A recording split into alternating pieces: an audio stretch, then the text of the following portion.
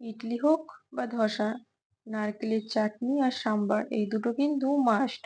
তো নারকেলের চাটনি বানানোর জন্য এখানে আমি 1/2 কাপ নারকেল কোড়া নিয়েছি, দিয়ে দিলাম আদা, কাঁচা লঙ্কা, ভাজা ছোলা, পরিমাণ মতো লবণ, চিনি, সামান্য জল দিয়ে এটা একটা পেস্ট বানিয়ে নিলাম। পেস্টটা এবার একটা পাত্রে ঢেলে দিলাম। এবার তড়কা বানানোর জন্য তড়কা প্যানে দিয়ে দিলাম সাদা তেল।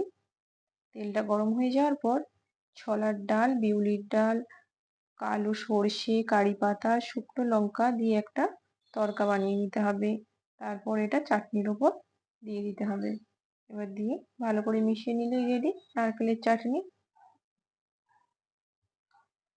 তো এবার আমি সাম্বার বানাবো।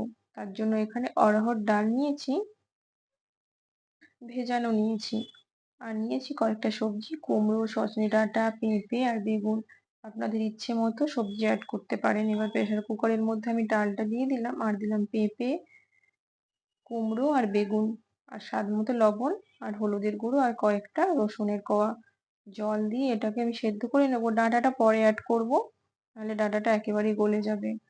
ওদিকে ওটা সেদ্ধ হতে থাক, এদিকে আমি কড়াইয়ের মধ্যে দিয়ে দিলাম কালো সর্ষে, আর দিয়েছি রাঁধুনি, শুকনো লঙ্কা, কারি পাতা, পেঁয়াজ কুচি, টমেটো কুচি, স্বাদ মতো লবণ ও চিনি, হলুদের গুঁড়ো, লঙ্কার গুঁড়ো দিয়ে ভালো করে একটা ভাজা ভাজা করে নিতে হবে। তারপর সেদ্ধ করা ডালটা দিয়ে দিলাম, ডাঁটাটাও আমি মাঝখানে অ্যাড করে দিয়েছিলাম, আর দিয়েছি তেঁতুল গোলা জল আর সাম্বার মশলা। বাজারের সাম্বার মশলাই আমি দিয়েছি। তো ডালের ঘনত্বটা যেরকম রাখতে চান সেইভাবে আপনারা বানিয়ে নেবেন।